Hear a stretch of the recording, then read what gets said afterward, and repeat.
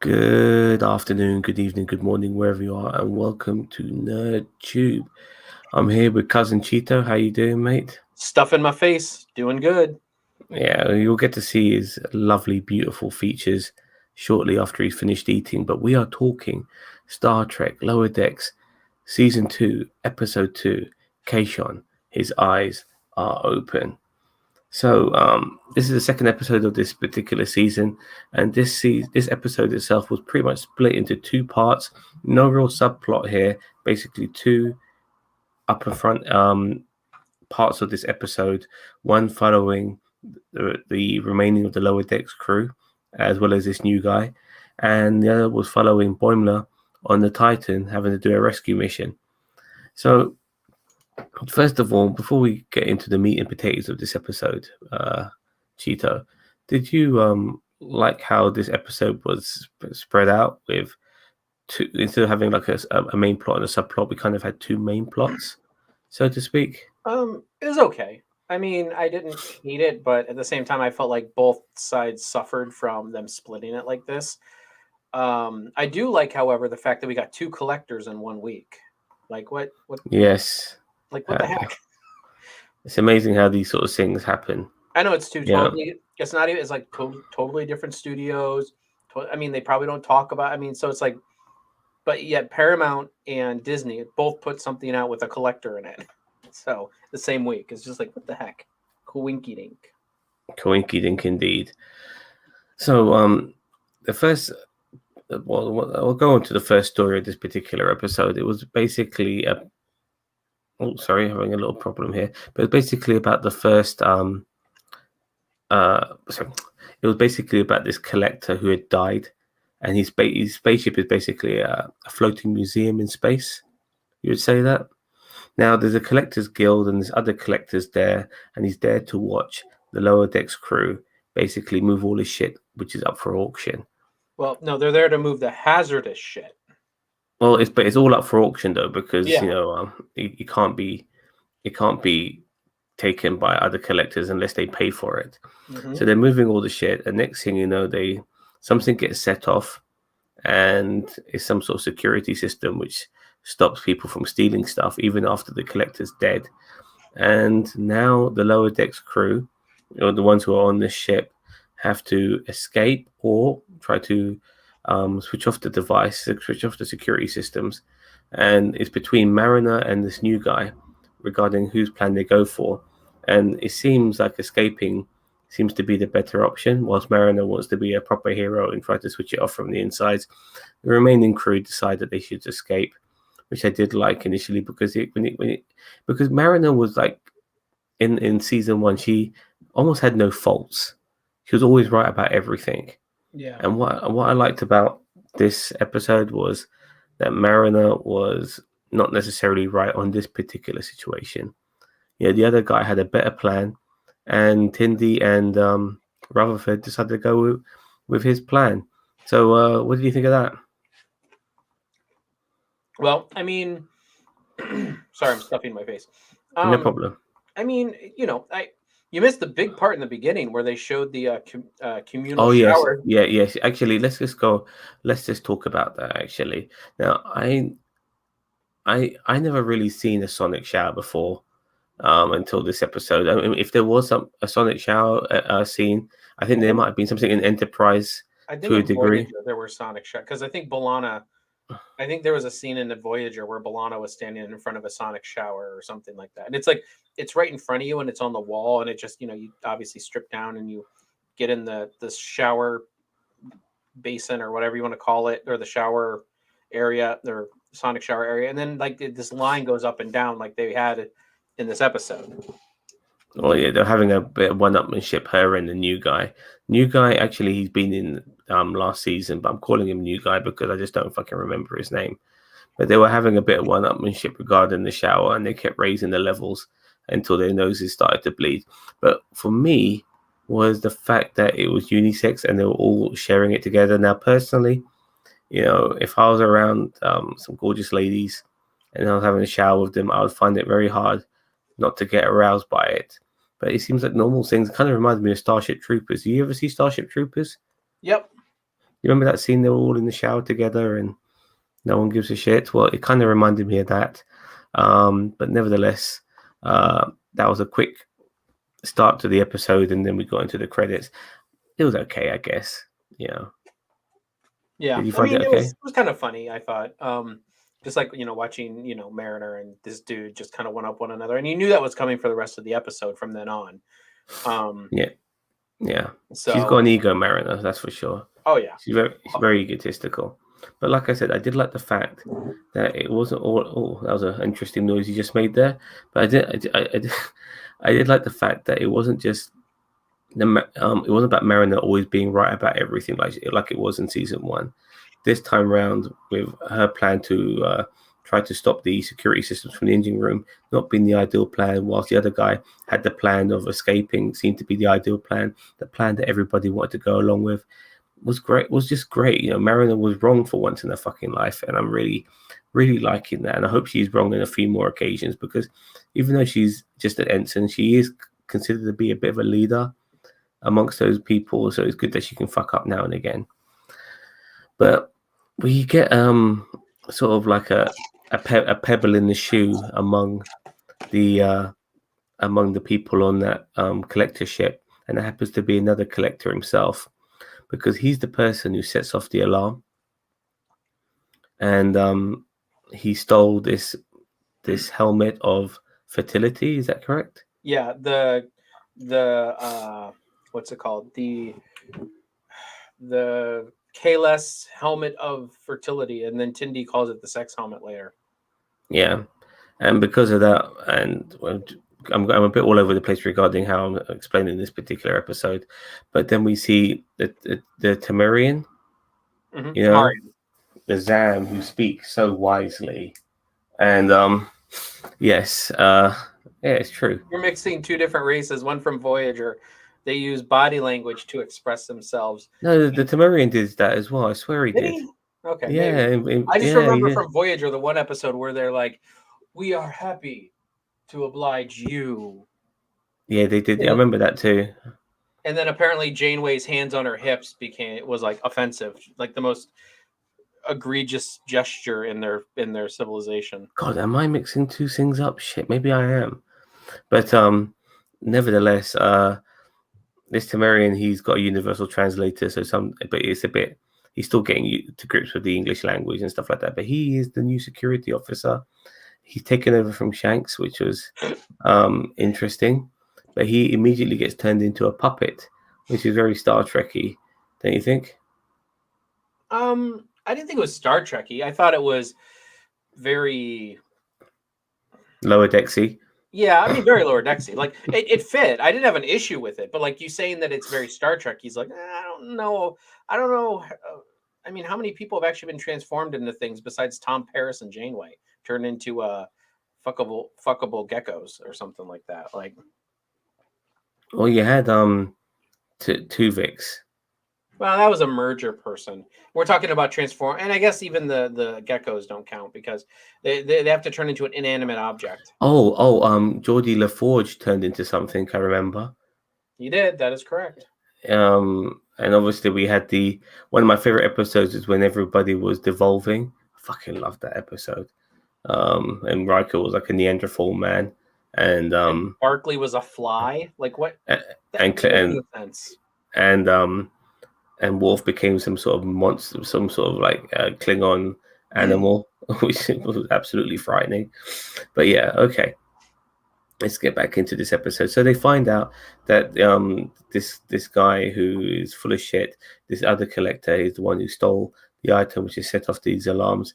And did you recognize the giant Starfleet skeleton hanging from? I did not. I was gonna look it up, but I mean, it's from obviously the TOS era because that's the uniform it had. It's to be more precise, it's from the animated series. Oh, there was a giant clone of Spock.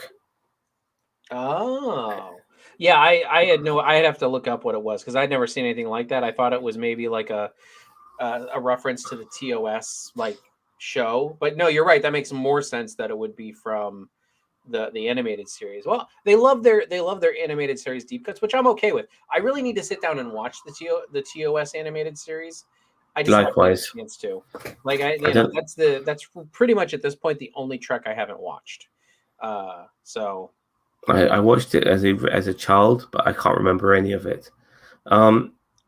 Okay, so I like the way. By the way, obviously, the giant Vulcan version of Spock did die, and that particular collector had it in his collection, and I like the way that he just dropped on top of the sleazy collector, and it killed him.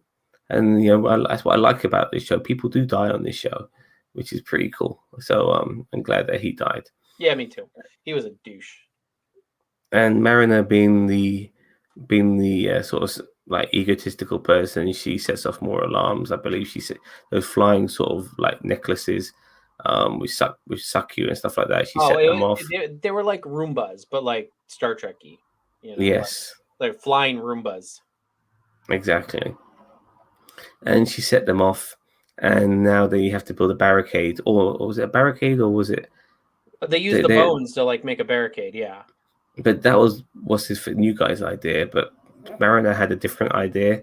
I think she wanted to fight them, but then eventually they turned to Tendi and Rutherford for ideas, and those two guys are just sitting in the background pretty much the whole time, just following Mariner and New Guy, and they come up with an idea of their own.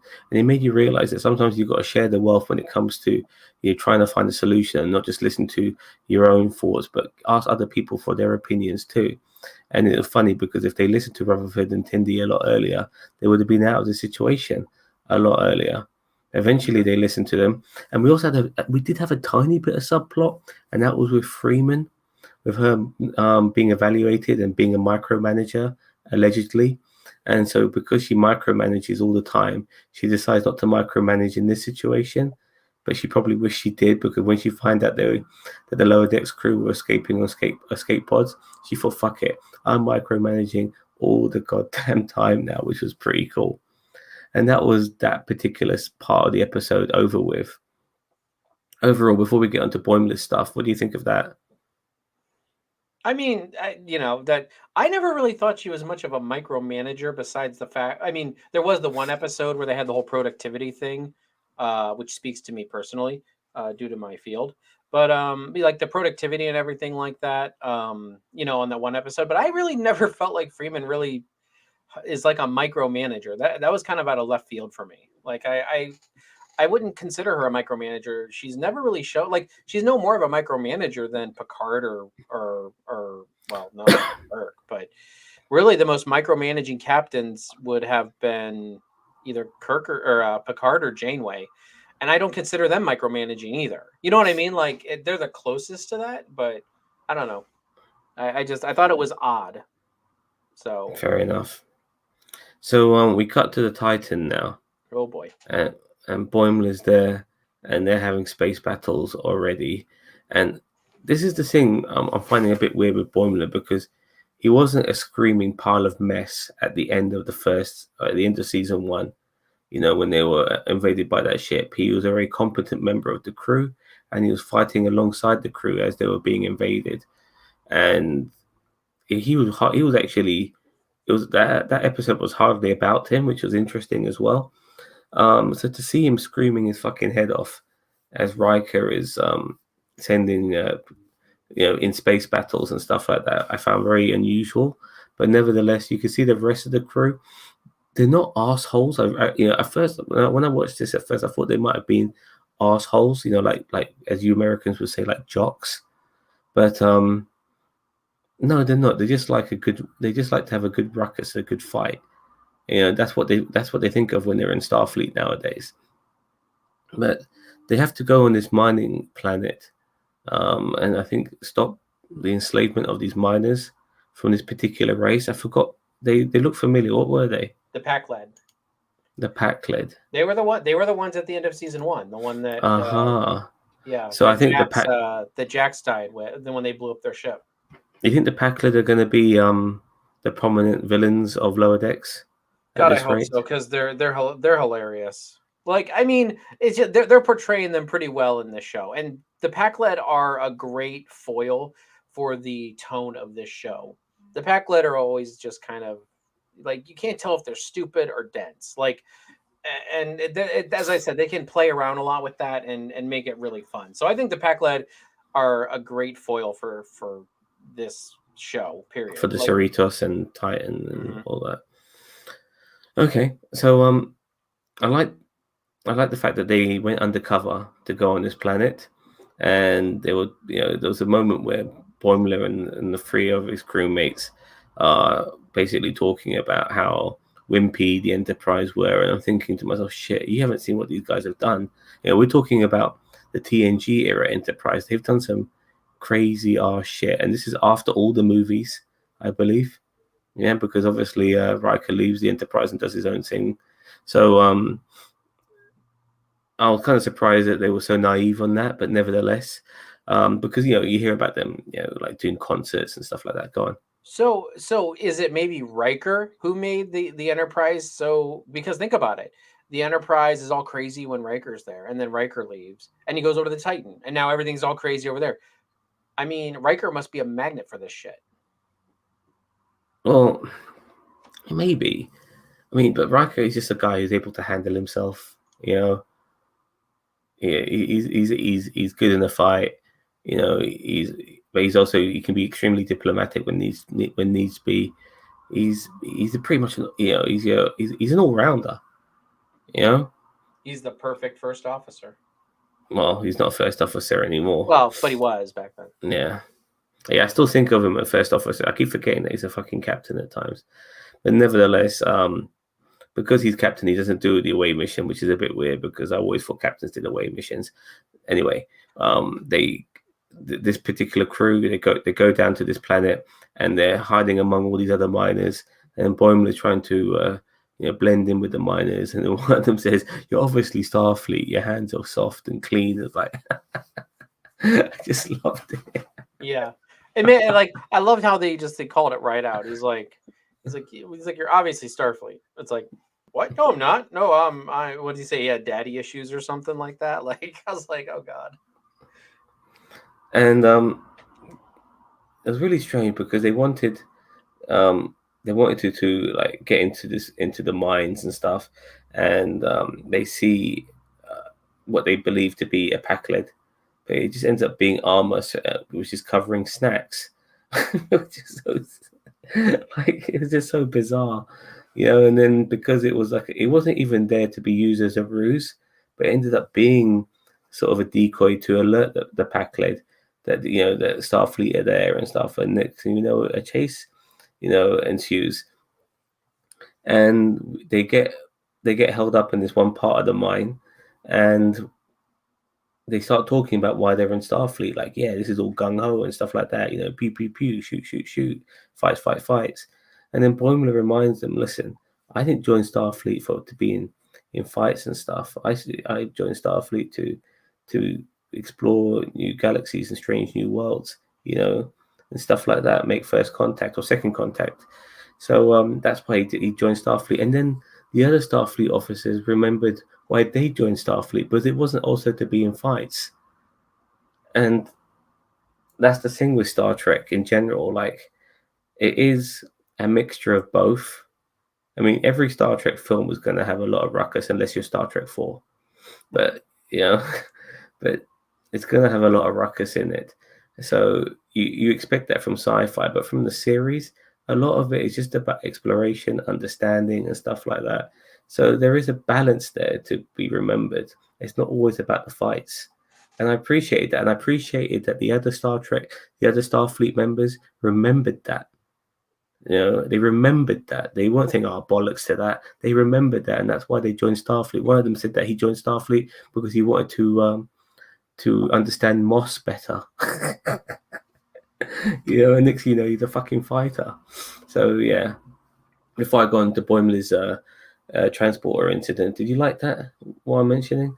The transporter incident? No, but the fact that these other guys, even though they were gung ho, they kind of remembered. They were talking. I felt like Boimler was talking directly to like New Trek haters. You know what I mean? Like Brand I mean, and then talking to like, like the people that are just hating on Star Trek just because it's not what it used to be, and in the old days and everything like that. And basically Blumler was saying like you can have both. Like you can have, you can have something new and you can have something that works, like an old.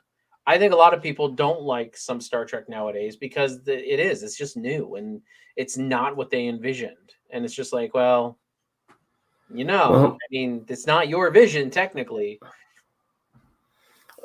I mean, look, just to go on a bit of a tangent here, Discovery was pretty much that for the first couple of seasons. It wasn't Star Trek at all, in my opinion. It was just telling some story in the Star Trek universe without being Star Trek enough. And then obviously season 3 reminded us what Star Trek was supposed to be. As I said, I Discovery season 1 had its good moments.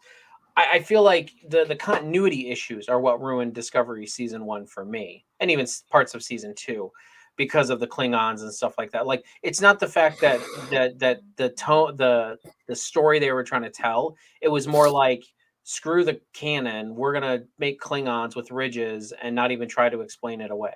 You know what I mean? Like, why? I agree. So I agree, but at the same time, like when I was watching season 3, and then you had like moments with Saru trying to have that diplomacy angles, that between Earth and Titan and stuff like that. I think to myself, shit, I forgot what Star Trek was about at times. Other elements of Star Trek, and it made me happy knowing that they were going back to those moments. And look who it is. You're definitely right. Those moments are more Trek than what some of the other stuff. But I don't feel like what New Trek is doing is betraying. I agree. Betraying old Trek. Like, as I said, I feel like that, yes, the continuity issues do like, I don't want to say upset me, but annoy me in Discovery, and even some of the continuity issues in Picard. And I mean, but and we'll get to there is actually something in this episode that I am not a fan of, and I think is stupid, and it's not a big deal, but it's so stupid it just eats at me. So we'll get into that. So I think we're getting into that now, are we? Well, Boimler comes up with some sort of Star Trek logical plan of trying to get the rest of his crew away from the firefight, from the what they call again? The bad guys? The Pakled. The Pakled. And he does some sort of transporter thing, and then it's really cool to see that Riker gave a damn about Boimler as well, and made sure that he got out too, because even Boimler was able to get his teammates out, but Boimler was left behind, and you see him getting shot at, and he's in the middle of being phased in his transporter, and the lasers are going through him. And then Riker was able to add some extra power, and they were able to get this Boimler out. And then next thing you know, there's a Starfleet vessel coming along, and there's a Boimler in there too. So we got 2 Boimlers, and I did not know how I feel about this. Even right now, I don't know how I feel about this, because I almost felt that this was a bit of a cop-out, because I could see where this was going. I could really see where this was going, but at the same time, it's going to be interesting, because I think the Boimler who's gone back to the Cerritos, because I'm jumping way ahead. Riker decides that you can't have 2 Boimlers. One of them has to go back, and he demotes him as well. And I believe there's our Boimler. I believe that's the more original of the 2. I think the Boimler that stayed behind on the Titan, there was something a little bit different about him. Mm-hmm. A tad, just a tiny bit. You could pick it up. He never stepped forward if both Boimlers were supposed to step forward, if they were both the same. And also, him and the way Riker were talking, he was budding up to Riker, just as our Boimler was leaving for the Cerritos. Seemed a bit weird. But I am fascinated. I'm really fascinated to know that in the future we're going to see the Boimler from the Titan again. And I think he's going to be so different to our Boimler, because he's going to have a different personality. I think he's going to be a lot more, what's the word? Confident, and maybe braver and stuff like that than our Boimler. And I think it's going to be interesting to see. I hope we get that more in the future with future episodes and future seasons. But how Boimler ends up going back to the Cerritos, Marin has now become friends with the new guy because they came to some sort of understanding. But as soon as Boimler came back, like, fuck you, new guy. And Boimler goes straight back into his position in his place with the lower decks crew, which was a bit sad. We see Tamarian, he's back to being a regular person again because the doctor was able to resolve the issue very quickly. He's trying to pull this chick, absolutely fails. And that pretty much is the episode. So Boimler's back. Looks like the same old shenanigans are going to ensue. He's back to a regular ensign again, which is a bit of a shame. But I do feel that. Oh, by the way, I did like the way the corn was on his collar. And he looked like it was a promotion, but it wasn't. It was just fucking. He's like, wow, you got double promoted. I'm like, I mean, he's right. And then he's like, oh, that's corn. And Rutherford made a bet with Tendi that Boimler would like make a clone transporter version of himself. And then, it's like oddly specific.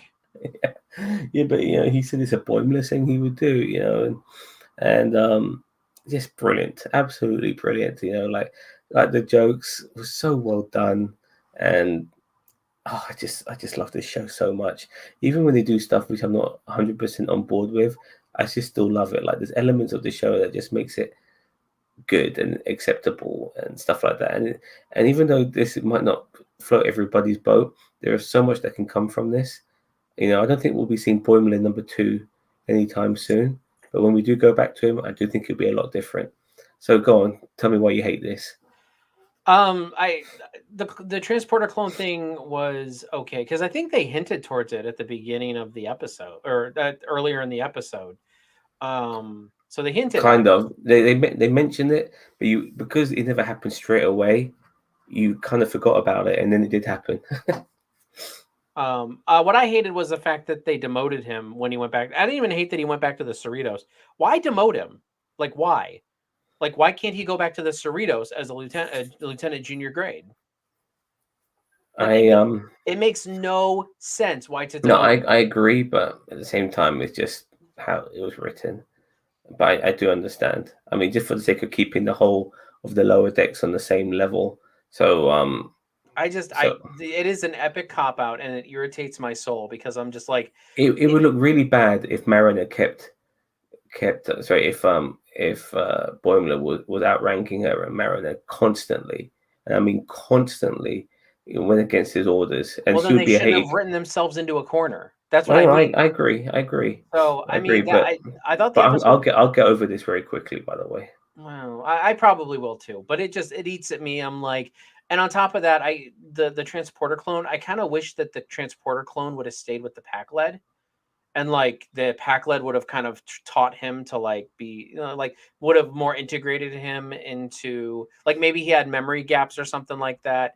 But he had like some knowledge, and they integrated him into. And then at the end of the season, it comes back, or maybe towards the end of the season or mid-season.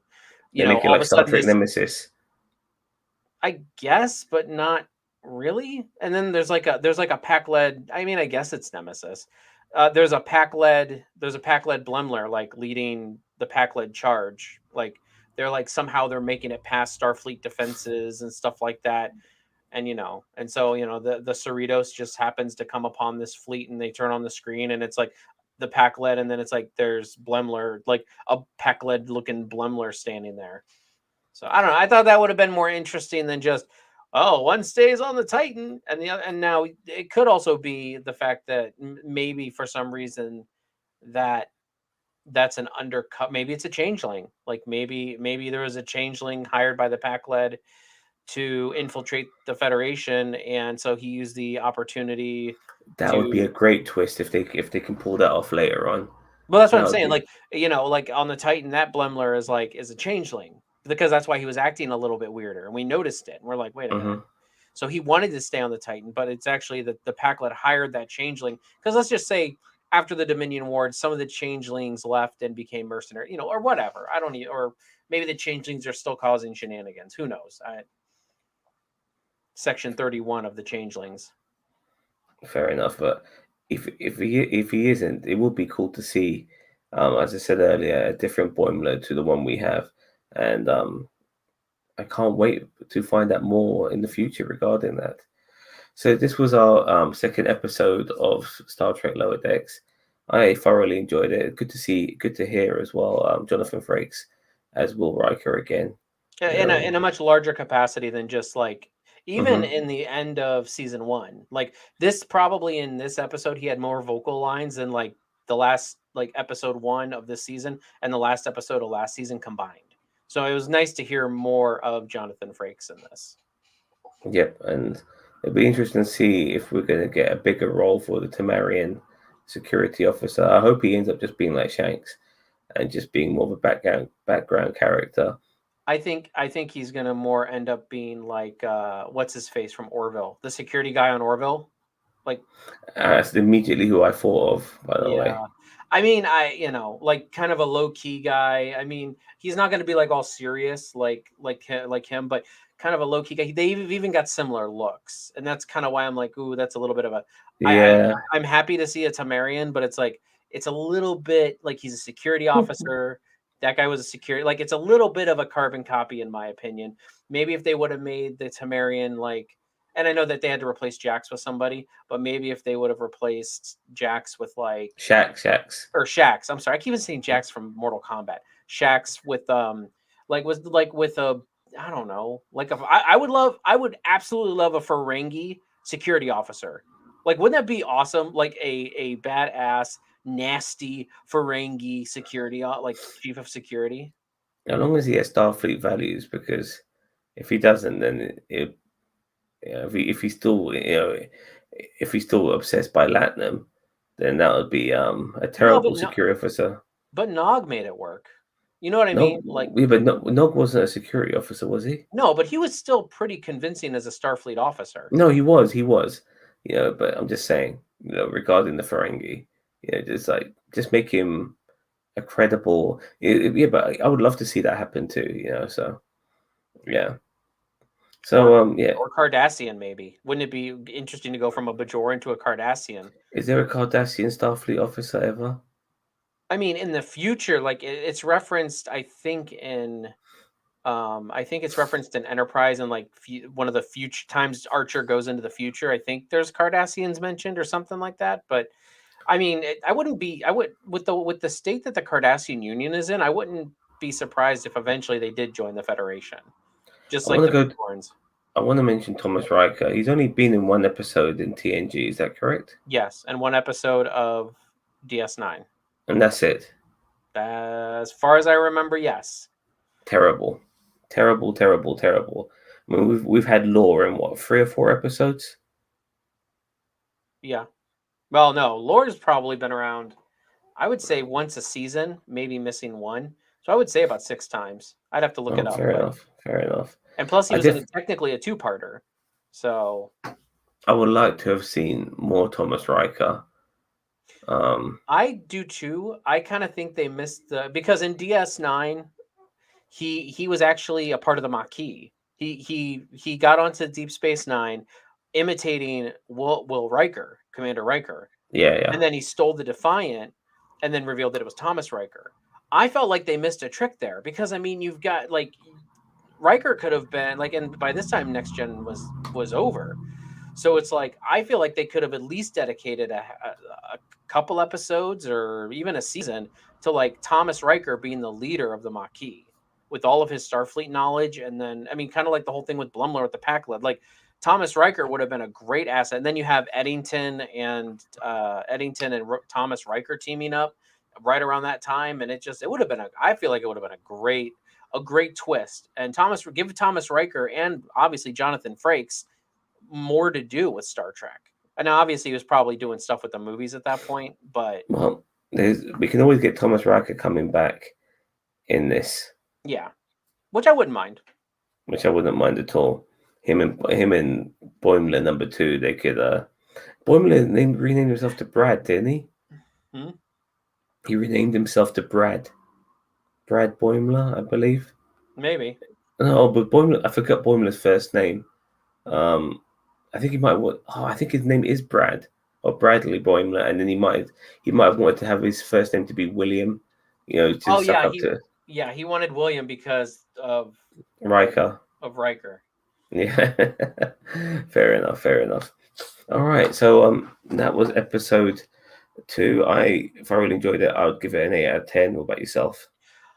I will give it a 7 out of 10 only because I really feel like they've missed a couple tricks here, and they may redeem themselves. So I may change my mind later on if there's any payoffs to any of this clone stuff. And but I mean, the episode itself was good. If they didn't do the demotion and all that other stuff, I probably would have given it an 8 or 9 out of 10. But it just eats at me so much. Plus, I didn't really like the split so much. I kind of wish we would have gotten more time maybe with the Titan crew. Maybe this episode would have been about more about the Titan, and then and then the end of the episode, then we would have went into more, the collector stuff, and then that'll be the third episode. And then Blumler comes back, I guess, in the fourth. But so it's not that I didn't like this episode. I did, but I just felt like there were some issues with it, and that's just me nitpicking. So I give it a 7 out of 10 though. That's still a good rating. It's weird in a way because I find this show to be very episodic, but when you think about it, it's pretty serialized. I mean, we had Boimler obviously on the Titan, so they were following that story arc still until he came back. But the adventures they have themselves on these shows feel very episodic, regardless of a minor serialized arc, which doesn't seem to be too significant. And I like how they're doing this. I really do. Well, and I mean, they did that last season. The Hmm. minor serialized arc was more Freeman and Mariner. Mariner, yeah. So that I mean, and I don't mind that. I like the undertone of a overarching theme. So Yeah, I agree. I agree too. But now with that out of the way, it'll be interesting to see where they go forward with this. yeah. Because everyone knows Mariner and Freeman are mum and daughter. Boimler's now back. They've got a new security officer, which will fill the void. So we'll see what happens in the So we future. got a full reset. Everything's back to normal, except for Shax, of course. Exactly. So, all right. So that's our review of our debate. Excuse me, a yawn is I really tried to hold that in, but it's almost 20 to 1 in the morning here. So yeah, that is our debate on Star Trek Lower Decks season 2, episode 2. God damn, the name just escapes me now. Kayshawn, his eyes open. Yeah, baby. All right. Cruise, his eyes open. Wonderful. Can't wait for the next episode. And tomorrow, myself and Bossman, earlier than scheduled, will be doing a debate on Titans episode 4 of season 3. So keep an eye out for that, as well as other stuff we got. I just did a trailer reaction to the new He-Man. Myself and Bobby are not too much of a big fan of this new trailer, but there is somebody of a ginger persuasion who happens to like the look of it. And when he likes something, it usually means it's kind of shit for everyone else. Anyways, we're not going to go into that too much. But yeah, keep an eye out for all of our stuff on NerdTube. We are the greatest YouTube channel you never heard of, and make sure you fucking subscribe to us. Thank you very much for watching. Have a nice day. I'll see you cunts later. Bye-bye.